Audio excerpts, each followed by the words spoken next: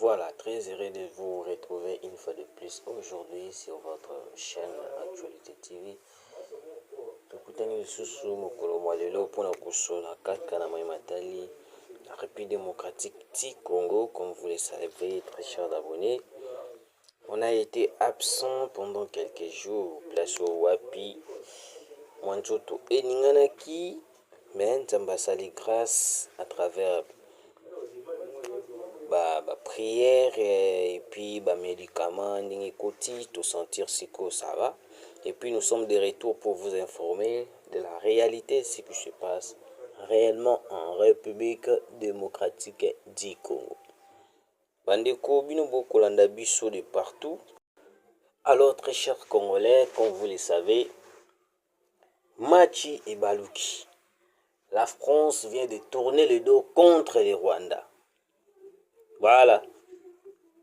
Place au Wapi badongolo misu ya RDC bandaki ko penser peut-être que non, la RDC ekotikala kaka bongo parce que ndenge bande ko penser ndenge plan ya Hippolyte Kanambe Kazemire na plan ya ba Rwandais nyonso tout ezalaki à ce que la RDC ezala isolée, la RDC est continue toujours la guerre où ekosalama na République démocratique du Congo parce que bango plan na bango ezalaki ndenge guerre continue ndenge pe bango pe ba koyiba ka ba minerai ya République démocratique du Congo parce que mindele baloba yango balobi que non, mindele baloba yango balobi que non, soki guerre ezo continue na République démocratique du Congo na République démocratique du Congo na est nde biso pe ba poche na biso ya ka rempli d'argent, mais soki lelo guerre ya est esili biso to komi babola. Donc bande kuna ngai bino bokolanda biso, nous allons être tokozala na katikati pour la koyeba expliquer réellement qu'est-ce qui se passe et puis pourquoi la France aujourd'hui a commis kokende pembeni ya RDC parce que commis ko comprendre que non, aujourd'hui le minerai oyo bango nyonso tout ba kobeta tolo ya kobomaka bato na est de la République. Pour avoir ces minéraux et pour passer à la porte de la République démocratique du Congo. C'est la déclaration que le président de la République a salaki. Écoutez, le président Félix Antoine Tshisekedi aux opérateurs économiques français. Votre place est en RDC. La RDC et la France décident de consolider leur échange économique. Deux places au Wapi économistes. Des places au Wapi, économistes, opérateurs économiques français, yoki lisusu discours attirant ya Mokonzamboka parce que aujourd'hui la France, vu qu'il est derrière le M23, derrière Kagame, en vrai dire le minerai oyo opérateur économique français au bakendaka kosalaka ba contrat na Rwanda, tous les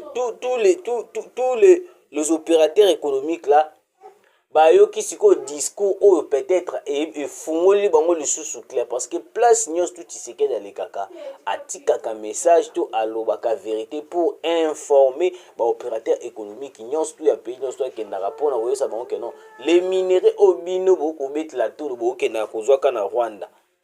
Les Rwanda n'a pas de minéraux. Mais au contraire, Rwanda a koboma a kosala na est de la République pour que ba kozwa ba minéraux et puis ba tekela rabino.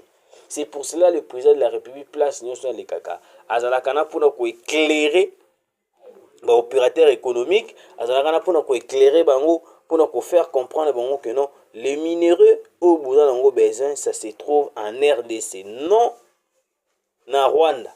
Parce que aujourd'hui les Rwandais a commis peut-être numéro 1 à côté kaka minerai en Afrique, alors que le minerai au Rwanda à côté que la opérateur économique voilà il allait ba minerai moko oyo et ko utaka na République démocratique du Congo. Le Rwanda a commis numéro 1 à coltan, alors que le coltan est na RDC. Rwanda a continué ni ko bomaka ko massacrer ka ba population congolaise et puis en retour bango bapartageaka baminerie na biso avec la France, avec les États-Unis, avec bato nyonso tu oyo bakoluka Congo echite.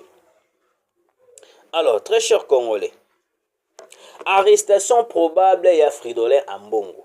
Avant tout côté na mozindo réellement il y a information na biso. Nous allons tout d'abord vous informer comment est-ce que arrestation ya Fridolin Ambongo.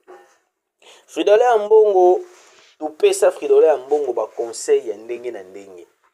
Tupesa Fridolin Ambongo ba conseil ya ndenge na ndenge toloba o esengeli toloba. Mais Fridolin Ambongo s'est permis ya kosala o ya koki kosala. Fridolin Ambongo akoma ko porter garant ya kokoma lokola politique ya mboka na biso, alors que biso toyebi nganga ya nzambe dans un pays to na kati ya ndaku azalaka na pona ko arranger situation soki situation ko bokine mabe nganga nzambe azalaka na pona kopesa ba conseil pona ko guider batu pona kosala. Mais le contraire au biso to ko mona ezali avec Fridolin Ambongo. Au lieu Fridolin Ambongo abatela pate na ye, abatela bandimi, abatela peuple congolais ou peut-être ko traverser ba moment difficile na guerre na est na partout. Mais Fridolin Ambongo se permet d'encourager et puis de protéger l'ennemi au azali ko boma bandeko na est de la République. Et puis propos moko très barbare, propos moko contre le président de la République, propos moko contre l'armée congolaise. Nde yango bautaki batali balobi non, tata cardinal ne mérite pas à de ambile boye kaka boye kilikili. Tata cardinal azo mérité à interpeller parce que au moment où je vous parle, très cher Congolais, nyon surtout au batuba ko sala contre la République. Tout le propos nyon surtout batuba ko loba contre la République. Batonyo soana bazo mérité d'être interpellé. Et puis aussi, il faut aussi Olive Lembe azala interpellé. Jamais t'aurais kotika ba propos Olive Lembe o wana aloba la biso que non to prier makasi Kabila zonga. C'était des propos pour nous faire comprendre que non ba ko luka retour ya Kabila parce que ba comprendre déjà que Kabila ndinga za bongo na plan o Kabila za nango et ko senga nini Kabila azonga na bokonzi. Alors nous n'accepterons jamais de voir Kabila au retour au pouvoir parce que pour que Kabila azonga na bokonzi et ko senga Kabila kufa abotami lisusu akoli apostiller, mais déjà soki muta kufi dia c'est fini pour lui. Alors kozonga ya Kabila o Olive Lemba ko loba la biso ba congolais aza ko parler na biso na coup d'état. C'est pour cela que mon cardinal Ambongo a toujours soutenu les propos ya batu ya PPRD, a toujours soutenu les propos de Moïse Katumbi, ya Martin Fayulu parce que yebi ke bazali na clan moko o ezali clan ya déstabilisation du Congo pour que en retour bayeba nini kozongisa Kabila na bokonzi et puis avantage na yo ezalaki ya gratuité de l'enseignement ezalaki te ekweya et puis pétrole na ya mwanda o bande kolia illégalement ezonga. Très cher Congolais, là c'était juste pour vous faire comprendre comment est-ce que Ambongo il mérite d'être interpellé. Ce que vous il faut arrêter Ambongo parce que Ambongo est en train de rouler pour l'ennemi. Ambongo ne roule pas pour le peuple congolais. Ambongo ne roule pas pour les bénéfices Yambo Cannabis. Mais il est en train de rouler pour Kagame et en train de rouler pour les M23 et des Kabila. Ok, Roubaya, un drone RDF M23 abattu. Des systèmes anti-drones sophistiqués nouvellement acquises par les FARDC neutralisent un drone militaire de l'armée rwandaise USE. Rwanda Mode. Armé pour attaquer les positions de la coalition FARDC et alliés. Vous voyez, tout en à 3h45, les FARDC ont abattu un drone militaire de la coalition M23 sur la colline Mufindi, autour de la cité minière de Rubaya, selon une source militaire dans la zone. Tôt ce matin, les affrontements se poursuivent et les deux parties restent dans les collines. Très cher Congolais, bino bokolanda biso. Kagame a commencé à déployer des drones militaires rwandais na mabele na biso. Il a oublié que non, depuis qu'on sait, depuis que tout sanganaki pour un accord militaire avec la Russie, on s'était occupé de matériel très sophistiqué et puis naba système anti-drone sophistiqué nouvellement acquis par les FRDC. Et là un système pour détecter les drones étrangers et kokota na mabele na biso pour nous attaquer. Yango bomonaki dernièrement mokonza mboka autaki wapi 3 drones oyo ezalaki eza même marque hein, ezalaki utilisé ou soit faut arranger mot oyo ezalaka utilisé par ba M23 yango pe bakuti yango pe ndani pa Jeannette Kabila après la perquisition de ndaku ya Jeannette Kabila. On sait ce qu'on posait la question. Est-ce que mutu ya bongo tokoki toujours ko garder tokoki toujours ko betela maboko parce que certains Congolais mususu ba ko le baneti ba Pero Luara bango ba encourager na bango makambo ya Kabila. Toyebi déjà que non Kabila ko financer bango makambo ebele. Alors, c'est caméra et projecteur dans le tunnel dirigé vers le bureau de Fachi. Ba caméra ba caméra et puis là plutôt les caméras et des projecteurs dans le tunnel dirigé vers le bureau de Fachi. Donc ba caméra na ba projecteur ezana tunnel eza ko se diriger bango ti na bureau ya Fachi. Yango omoni balingaki basa eloko moko boye. Je me suis Tshisekedi dans na bureau na ye azo sala mamu na yewe bango bakoti na tunnel wana pa babimi na bureau ya Fachi pa bazu babeti mamu Tshisekedi babomi Tshisekedi. Vous voyez comment est-ce que la famille Kabila aujourd'hui est en train de commettre des choses pour déstabiliser le Congo. Des documents prouvant sa communication avec 33 officiers des pays voisins et 17 généraux du Rwanda. Et cartographie de la cité de Liwa jusqu'à Kitambo. Cartographie de l'aéroport de Njili en ce qui concerne l'atterrissage et l'envol des différents avions, c'est-à-dire, par exemple, l'avion qui vient de Lubumbashi, par où il commence à prendre la descente ou l'envol sur Njili, bien étudié pour tirer ou abattre un avion. Vous voyez, l'autre fois, je vous ai dit que non, Kabila azolinga asala eloko moko. L'autre fois, na ebisaki bino que Kabila na Kagame basalaki réunion moko très noire au Rwanda. La réunion c'était quoi? Babandaki ko poulet ou soit babandaki ko pesa na ba idée comment est-ce qu'ils vont procéder na étape, voudrais-je dire, ou soit na formule nini baroki ko kinango basala même stratégie au basalaka à Biarimana. Stratégie dans la nini, avion à Biarimana a été bombardé. Deux présidents bakufara kumna ya Rwanda ya Burundi. Parce que le même stratégie de Kabila avait commencé à faire cette procédure. Parce que 2 ans de tunnel au memati na aéroport ya Njili, de tunnel et au memati na bureau ya Fachi, et puis cartographie au laksa ndenge nini ba plan ndenge nini avion veut quitter tout parce que ba ko préparer une attaque contre l'avion de Tshisekedi. Nyos wane biminini na ndaku ya Jeannette Kabila. Na ndaku ya Jeannette Kabila. Alors aujourd'hui, je l'aime perquisitionner ba Rwandais bilongi moko ya kosagana te. Pourquoi Kabila veut faire tout ça aux Congolais? Parce que Tshisekedi est Congolais. Parce que ceux qui vous saluent pensez-vous que les Congolais seront contents de voir le retour de Kabila? Parce que Kokende ya Kabila est soulagé à Batu Ebele.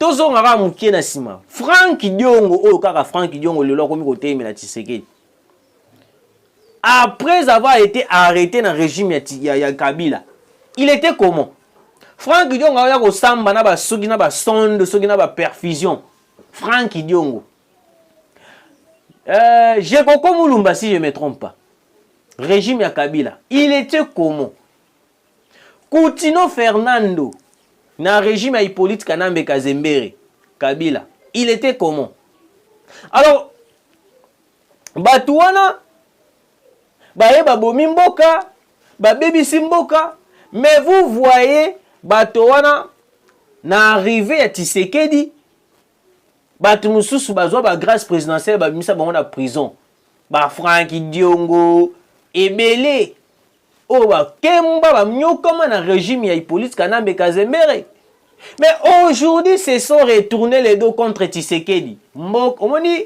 mukili ezaka mukili hein mukili ezaka mukili et puis Pero Luwara akoloba la biso ke bino bobimisa ki Edi Kapeni mbangu bozui su bokomi kokangai qui t'a dit que non soki babimisi mutu et que asali mbeba il faut kaka batika po babimisa kiye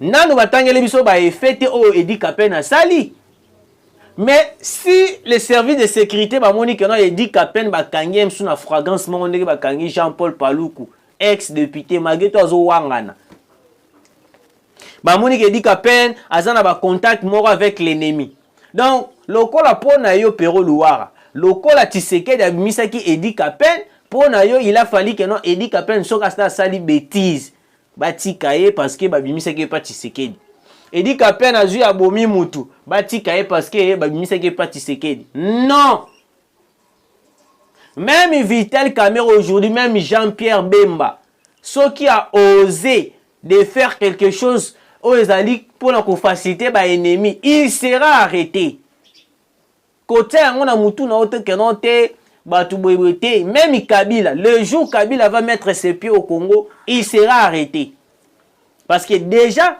plainte déjà contre Kabila est en cours parce que Kabila aujourd'hui est en train de favoriser tout ce qui se fait à l'est du pays et déjà après avoir rappelé tous les fonctionnaires au bazali na GLM bazonga parce qu'on a compris que non ba Rwandais au bazali na GLM wana il faut sikoyo bazala arrêter parce que John Numbalobaki bientôt il y aura une bonne nouvelle ezali nini bonne nouvelle ezali nini ba yebaki déjà par rapport au plan na bango que non il y a des gens autour na bango en coalition o wapi ba koya ko renforcer biso des Rwandais à GLM Kabila tu vas payer na nyoso tout ko sala ba Congolais ne pensez pas que non ba Congolais ba ali ba zoba na yo parce que to ko talo na misu mais sachez-le bien que non Kingaka aussi doit être perquisitionné Kingaka aussi doit être perquisitionné j'ai arrangé parce que na sala ki moi gaffe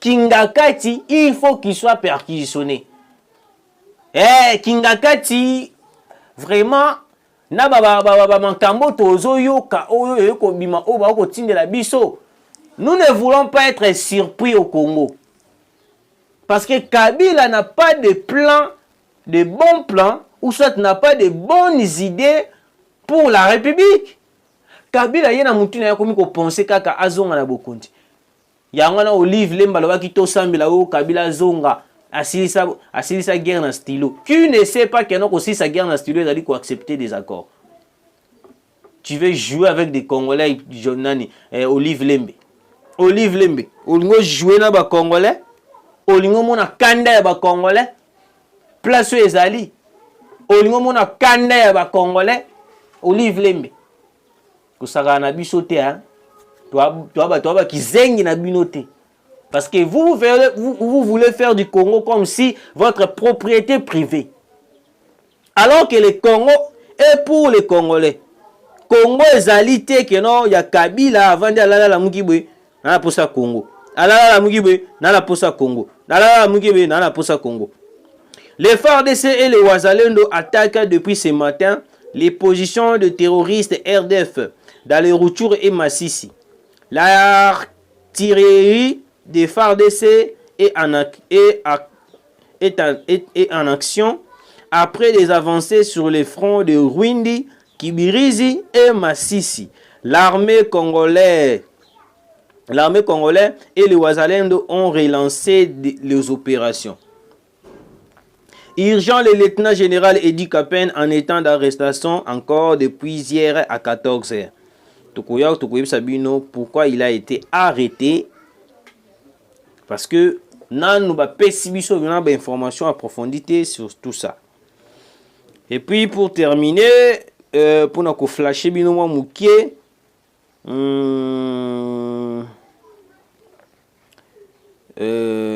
très cher Congolais, excusez-moi. Ok.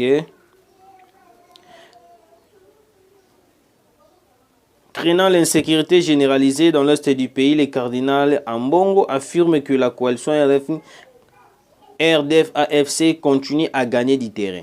Donc Ambongo a soutenir les rebelles. Voilà, autorité séminaire, moi, Tukutani Mbalasima.